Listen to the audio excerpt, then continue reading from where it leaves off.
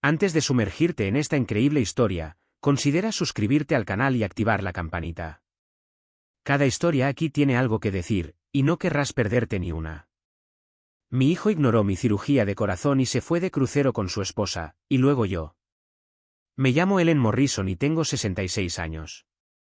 Viuda desde hace 7 años, crié a mi único hijo, Jason, con todo el amor, la disciplina y el sacrificio que una madre puede ofrecer. Mi esposo, Robert, era un hombre amable, lleno de humor y generosidad. Su muerte repentina a los 48 años por un infarto fue un golpe devastador. Jason solo tenía 12 años. Recuerdo ese día exacto, esa mañana gris en la que sonó el teléfono y todo mi mundo se derrumbó. Desde entonces, me he convertido en el pilar de nuestra familia.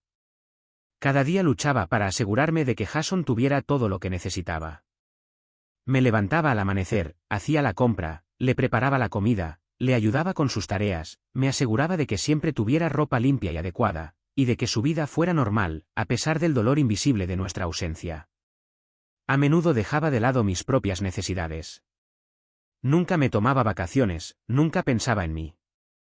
Cuando enfermaba, me obligaba a seguir adelante. Mi salud era un lujo que no podía permitirme. La felicidad de mi hijo era mi máxima prioridad. Pero los años pasaron. El desgaste del tiempo y el agotamiento finalmente me pasaron factura.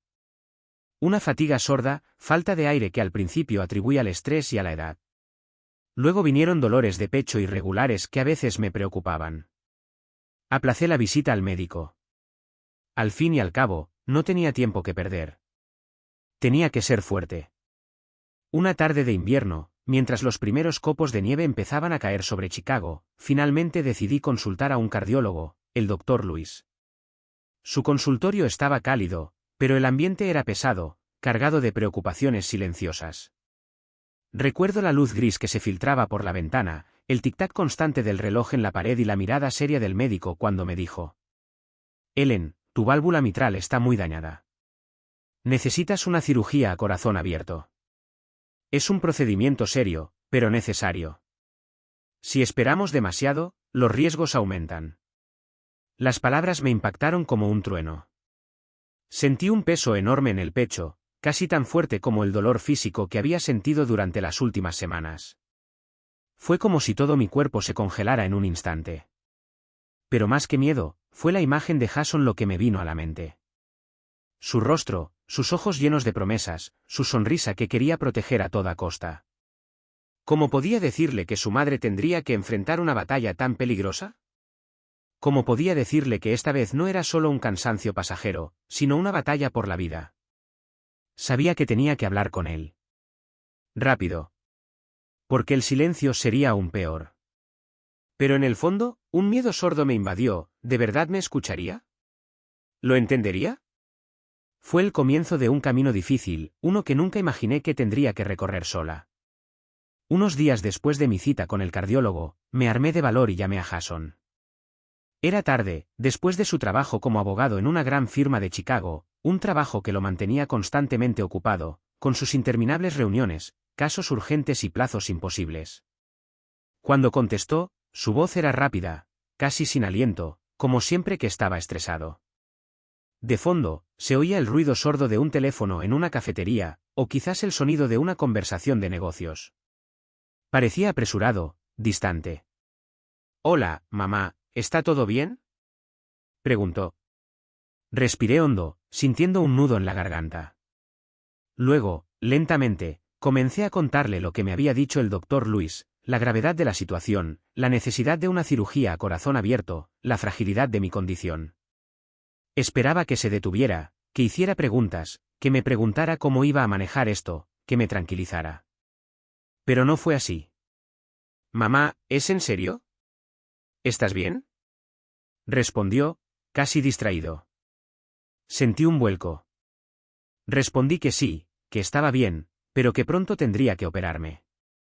«Está bien», dijo rápidamente, «nos encargaremos de esto».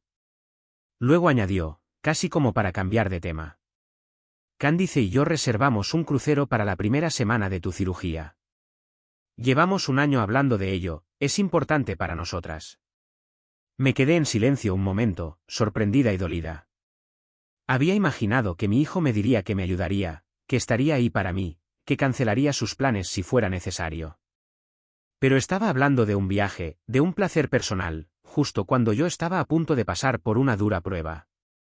Intenté explicarles, con voz temblorosa, que los necesitaba, que su presencia sería un apoyo esencial para mí. Que su ausencia, en ese momento, me dolería. Pero Jason lo interrumpió con un tono firme y definitivo. No te preocupes, mamá. Hay médicos y enfermeras. No estás sola. No podemos cancelar este viaje. Estarás bien, estoy segura. No dije nada. No quería insistir. El dolor en mi pecho no se debía solo a mi mal corazón, sino al inmenso vacío que crecía entre nosotros. Esa conversación dejó una cicatriz invisible. El día que más lo necesité, Jason ya había elegido estar en otro lugar, lejos de mí, lejos de mi lucha. El 8 de mayo, por fin llegó el temido día. Esa mañana, entré sola al hospital, con una maleta ligera en la mano y el corazón abatido por la ansiedad y el cansancio. El personal me recibió con una amabilidad profesional que no logró llenar el inmenso vacío que sentía en mi interior. La noche anterior a la operación, apenas pegué ojo. Acostada en mi cama de hospital, con la tenue luz filtrándose apenas por las cortinas, mi mente daba vueltas. Recordé todos esos años de lucha, de ser madre soltera, que habían exigido tanta energía y sacrificio. Me imaginé el rostro de Jason, tan ocupado, tan distante, yéndose de crucero con su esposa justo cuando estaba a punto de enfrentar esta batalla por mi vida. Mi corazón, irregular y cansado, parecía resonar en el silencio de la habitación. Pasé horas mirando al techo, contando los minutos, preguntándome cómo esta operación cambiaría el curso de mi vida. Y, sobre todo, cómo podría soportar la ausencia de mis seres queridos. Cuando por fin vino el personal a buscarme, apreté la mano de la enfermera, buscando una chispa de consuelo en su mirada. Pero por dentro, un miedo sordo me carcomía. Las 5 largas horas de cirugía transcurrieron en la niebla. Al salir del quirófano, todavía débil y con los ojos llorosos, esperaba, en el fondo, una llamada, un mensaje, una señal. Pero Jason no me llamó ni una sola vez. Ni una palabra. Ni un pensamiento audible. Pero yo sabía que él estaba allí, lejos, en un crucero bañado por el sol, bebiendo cócteles en una cubierta lujosa, rodeado de amigos, lejos de mi sufrimiento. El único contacto que recibí fue un mensaje breve, casi frío, de Candice. Estamos pensando en ti, descansa bien, besos. Un mensaje que sonaba hueco, impotente ante lo que estaba pasando. Los días siguientes fueron los más difíciles de mi vida. El dolor físico me confinó a la cama, la medicación me nubló la mente y el miedo, miedo al fracaso, miedo a la soledad, me invadía a cada instante. Cada mañana, abría los ojos con la secreta esperanza de oír sonar mi teléfono. Cada noche, me dormía en silencio, con el corazón apesadumbrado. En esa habitación del hospital, una enfermera, amable y paciente, se convirtió en mi pilar de fortaleza. Me habló con ternura, me tomó de la mano cuando el dolor era insoportable, me ayudó a levantarme, a lavarme, y poco a poco, a recuperar el control de mi cuerpo. Una voluntaria venía a visitarme con frecuencia. Traía un libro de poesía y me leía versos que a veces me hacían llorar, otras veces encendían una pequeña llama de esperanza. Pero la verdad estaba allí, estaba solo. Lloré, en silencio, cada vez que la puerta se cerraba, cada vez que los pasos se alejaban, cada vez que nadie miraba. Lamenté la pérdida de mi madre ausente, de mi hijo fallecido, del tiempo perdido y del sentimiento aplastante de haber sido olvidado mientras luchaba por seguir con vida. Al volver a casa del hospital, abrí la puerta con una mezcla de esperanza y agotamiento, pero lo que sentí al cruzar el umbral fue un silencio gélido y pesado. La casa ya no respiraba vida ni calor familiar, parecía suspendida en una silenciosa espera, como si ella misma quisiera que me fuera, que pasara página de una vez por todas. Las paredes, antes llenas de risas y animadas conversaciones, ahora me devolvían el eco con una voz apagada y vacía. Cada habitación me recordaba la ausencia, cada objeto parecía cargar con el peso de recuerdos destrozados. Me detuve en la sala, mirando las fotos colgadas en la pared y sobre los muebles. Esas imágenes de cumpleaños, navidades, momentos compartidos entre Jason, Candice y yo, me conmovieron profundamente. Sabía que ya no podía seguir prisionera de esos recuerdos que me hacían tanto daño como bien. Así que, con renovada determinación, comencé a quitarlas, una por una. Tomé cada fotograma, cada foto, y las guardé cuidadosamente en una gran caja de cartón. No fue un acto de ira, sino de protección, como si estuviera resguardando estos preciosos momentos, lejos de mi dolor inmediato. Luego reuní todos sus regalos, sus cartas antiguas, los pequeños recuerdos que había acumulado a lo largo de los años. Envolví cada objeto con cuidado, los metí en la misma caja y los guardé en un armario cerrado con llave, como para mantener su recuerdo a distancia, pero sin destruirlos jamás. Entonces tomé una decisión aún más radical. Llamé a una agencia inmobiliaria. La voz profesional del agente resonó extrañamente en la casa vacía. Pedí vender la casa. La casa donde cría Jason, donde habíamos vivido tantas fiestas, risas y, a veces, discusiones. Esta casa, que había sido el escenario de mi vida, mis esperanzas y decepciones, estaba a punto de convertirse en un símbolo del pasado, un capítulo que debía cerrar para seguir adelante. Unas semanas después, dejé Chicago para instalarme en un pequeño pueblo de Vermont, lejos del ruido, el bullicio y los recuerdos que eran demasiado pesados para soportar. Mi nuevo hogar era modesto, una pequeña construcción de madera, rodeada de árboles altos y un jardín silvestre donde la naturaleza había reclamado sus derechos. Era sencillo, cálido y tranquilo. Necesitaba reencontrarme conmigo misma, sanar lejos de los fantasmas del pasado, en este refugio que iba construyendo piedra a piedra, día tras día.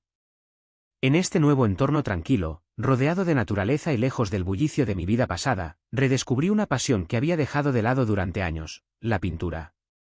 Al principio, era simplemente una forma de pasar el rato, una forma de calmar mi mente atormentada. Pero rápidamente, cada cuadro se convirtió en una verdadera vía de escape.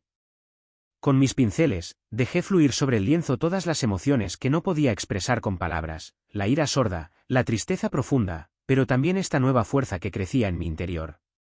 Pinté mujeres fuertes y resilientes, a menudo marcadas por el dolor, pero en proceso de reconstrucción. Rostros de miradas profundas, corazones rotos que poco a poco recuperaban su capacidad de amar y esperar. Mis colores eran a veces oscuros, a veces brillantes, siempre sinceros. Estas obras, nacidas de mis heridas y mi renacimiento, pronto atrajeron la atención de una galería local. Los propietarios, conmovidos por la fuerza y la autenticidad de mis pinturas, se ofrecieron a exponerlas en su espacio. Fue un momento decisivo. Ver mi trabajo reconocido y escuchado me infundió nueva confianza. Poco a poco, mi creatividad dejó de limitarse a la pintura. Empecé a escribir. Primero, un diario, donde registré mis pensamientos, mis penas y mis esperanzas. Luego, animada por mis amigos y por el profundo deseo de compartir mi historia, comencé a escribir un libro. Este libro se titulaba Amor olvidado, Memorias de una madre herida. En él, relataba mi camino, mi soledad, mis luchas, mis decepciones, pero también mi resiliencia y mi renacimiento.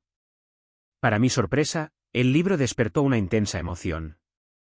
Recibí cientos de mensajes, cartas y llamadas de mujeres de todo el país que habían vivido experiencias similares, abandono, heridas familiares, traiciones silenciosas.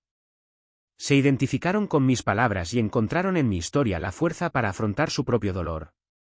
Este intercambio inesperado me dio una nueva vida, un nuevo sentido a mi vida. Comprendí entonces que mi sufrimiento podía convertirse en una fuente de esperanza para otros. Un día, mientras daba una charla a un auditorio lleno sobre resiliencia y fuerza interior, mi teléfono vibró en el bolsillo. La mirada del público estaba fija en mí, pendiente de cada palabra, de cada historia que contaba. Había pasado los últimos minutos describiendo cómo había transformado mi dolor en fuerza, cómo había aprendido a reconstruirme a pesar de las heridas del pasado. Respiré hondo y contesté. Era Jason. Su voz temblaba, frágil, vacilante, casi quebrada por la emoción y la culpa. Mamá. Lo siento. No sabía cuánto te dolía. No quería que te sintieras sola. Cometimos un error, un gran error. Estas palabras, sencillas pero llenas de significado, resonaron en mí como una puerta entreabierta hacia un posible perdón, una oportunidad de reconstruir. Escuché en su voz todo el dolor, la vergüenza, tal vez incluso el miedo a no ser perdonado. Pero yo había cambiado. Ya no era la madre disponible a toda hora, dispuesta a perdonarlo todo incondicionalmente. Ya no era la que dejaba de lado sus propias necesidades por las de los demás. Me había convertido en Ellen, una mujer que se había elegido a sí misma, que había aprendido a vivir para sí misma, a poner límites, a exigir respeto. Le respondí con calma y firmeza. Jason, todavía te amo. Pero el amor no siempre basta para reparar lo que está roto. Lo que quiero no es solo una disculpa, sino respeto, presencia, verdad. No palabras, sino hechos. Hubo un largo silencio al otro lado de la línea, luego susurró, entiendo. Este momento fue un punto de inflexión. Hoy vivo una vida llena de paz y significado, una vida que nunca hubiera imaginado hace apenas unos años. Cada semana organizo talleres para mujeres que, como yo, han sido heridas por sus familias, abandonadas o incomprendidas. Estos encuentros son mucho más que simples reuniones, son espacios sagrados donde podemos compartir nuestro dolor sin ser juzgadas, donde aprendemos a sanar corazones rotos, a apaciguar mentes atormentadas y a reconstruir vidas frágiles. Acompaño a estas mujeres en su camino hacia la resiliencia, ofreciéndoles herramientas para recuperar la confianza en sí mismas, para que se recuperen y se amen a pesar de sus heridas. Ver su transformación, su renacimiento, se ha convertido en mi mayor fuente de alegría y orgullo. En cuanto a Jason, nuestra relación es un proceso continuo, lento pero sincero. Nos tomamos el tiempo, con delicadeza y paciencia, para reconstruir este vínculo roto. Se ha convertido en un hombre diferente, más atento, más humilde, finalmente consciente de lo que su ausencia pudo haberme costado. Aprende a escuchar, a comprender, a estar presente sin esperar, sin condiciones. ¿Y yo? Me convertí en Ellen. Una mujer fuerte y orgullosa que descubrió que la verdadera fuerza no proviene de los demás, ni siquiera de las circunstancias, sino del amor que nos tenemos a nosotras mismas. Amor incondicional, un amor que sana, que eleva, que libera. Cada día me recuerdo que, a pesar de las heridas del pasado, puedo elegir la paz, la dignidad, la luz. Y es esta elección la que me da la fuerza para seguir adelante.